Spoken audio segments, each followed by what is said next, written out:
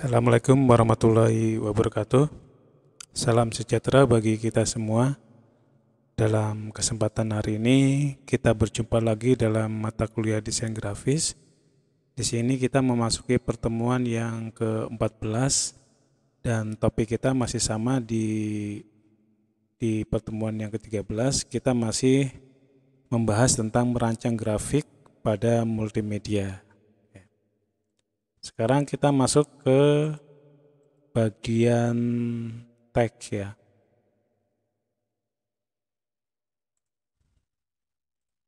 Oke, ini ya. Kita masuk ke bagian teks di sini dan beberapa pertimbangan dalam merancang teks ya. Karena teks ini penting dalam kaitannya di dalam produk multimedia atau desain grafis. Soalnya teks ini akan memberikan sebuah pesan ya terhadap pembuat kepada penerima atau audiens ya. Jadi memberikan informasi ya istilah lainnya. Dan perlu banyak dipertimbangkan kaitannya di dalam multimedia. Yang pertama yaitu pertimbangkan format ya. Pertimbangkan format yang minggu kemarin yang kita bahas ya, ada format ada TIFF, ada GIF ya. Nah, itu kita pertimbangkan kira-kira yang cocok yang mana ya. Terus teks dirancang untuk mudah dibaca ya. Jangan sampai media yang kita buat tidak terbaca dan sulit untuk dibaca ya. Oke. Apalagi kaitannya dengan tampilan seperti media poster, leaflet ya, atau brosur ya, itu harus mempertimbangkan hal ini ya. Terus yang kedua yaitu desain teks adalah hierarki visual. Jadi orang cenderung membaca elemen yang terbesar, baru kemudian yang terkecil ya. Jadi ini harus perlu kita pertimbangkan. Apalagi fokus pesan yang kita akan sampaikan ya. Itu. Jadi teks yang pertama kali kita munculkan yang besar dulu. Terus yang ketiga, susunan teks harus menyempurnakan kemudahan dibaca.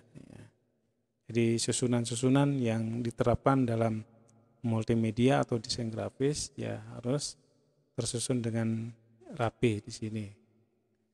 Terus yang keempat, semua faktor dari spasi huruf, spasi kata, terus spasi garis mudah dibaca ya. Terus komunikatif dan ekspresif ya. Jadi ini penting untuk spasi ya, jangan sampai dalam penggunaan kalimat ya kata sambung dengan kata subjek atau objek ini jadi gabung ya tanpa adanya spasi. Itu akan kesulitan dipahami atau dibaca. Terus yang kelima yaitu mempertimbangkan bentuk huruf ya. Pakailah huruf asli, terus pikirkan dengan hubungan positif atau negatif. Nah ini ya, apalagi kalau kita sudah mendesain sebuah MMT atau poster ya. Ya kalau MMT biasanya dari jarak jauh itu harus sudah bisa dibaca. Makanya nanti hurufnya itu bentuknya biasanya tidak sambung ya, harus terpisah ya. Nah, itu adalah salah satu teori dari desain grafis. Kaitannya dengan mempertimbangkan jenis fontnya. Terus yang keenam, jadi bila melakukan percampuran permukaan teks harus disesuaikan dengan etnis terhadap pesan, kontras, bobot, skala dan hierarki visual ya. Jadi dalam pencampuran permukaan teks ya. Jangan sampai ketika kita backgroundnya warnanya hitam, terus nanti tulisannya warnanya biru tua ya. Nah, itu perlu kita hindarkan ya. Ini akan memberikan kontras yang tidak baik ya. Jadi kalau backgroundnya gelap ya seperti hitam, merah tua, maka nanti teksnya harus warna itu ya warna terang ya, seperti putih, kuning, dan lain-lain ya. Nah, itu contoh penerapannya kaitannya dengan ini ya, dengan teks dalam percampuran permukaan teks ya. Terus hindari sesuatu yang baru atau tipe huruf yang dekoratif ya. Jadi jangan jangan jangan kita pikirkan yang baru dulu, tapi yang intinya adalah bagaimana sih pesan kita ya, tulisan kita itu mudah dibaca dan mudah dipahami. Terutama kaitannya dengan iklan ya atau promosi itu sangat menentukan sekali. Kayak itu yang pertama kaitannya dengan teks ya. Terus yang kedua video ya, kaitannya dalam merancang video. Dan tentunya video ini lebih kompleks lagi ya, karena di dalamnya banyak unsur ya.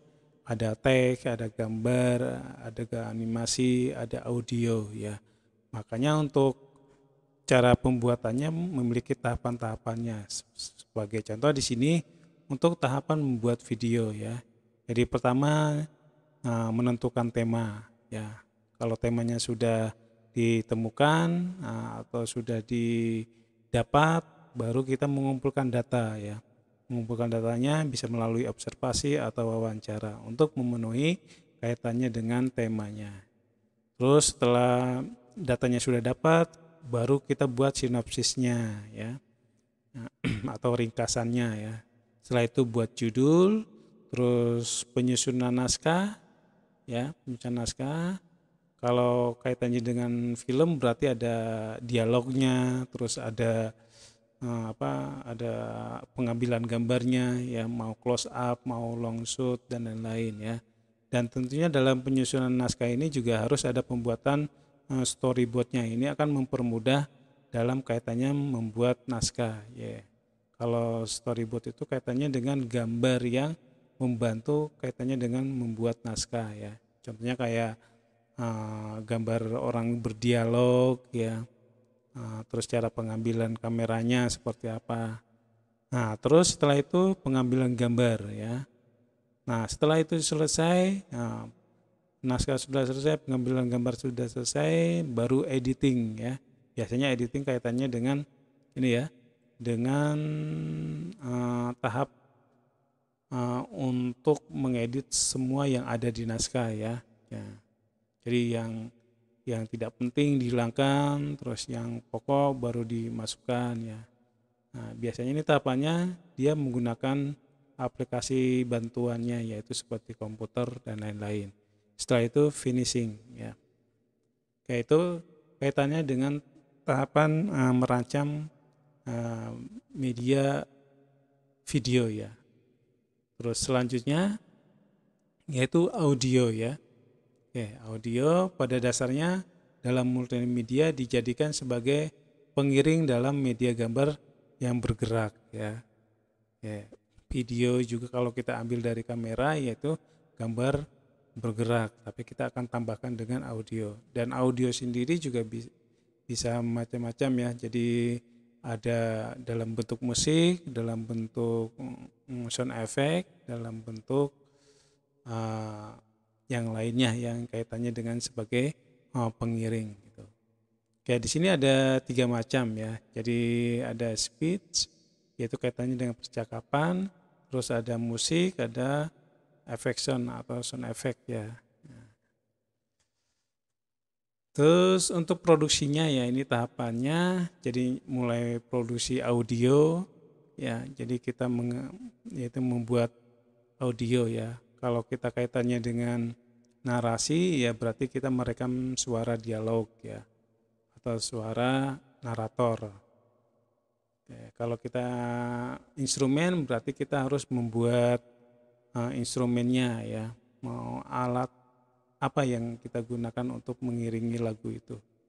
Terus setelah itu diolah audionya ya, biasanya ini menggunakan komputer sebagai untuk tahap berikutnya, yaitu mulai dari pengaturan balance-nya, noise-nya ya, terus untuk pemotongan-pemotongan yang tidak perlu kita tambahkan di sini.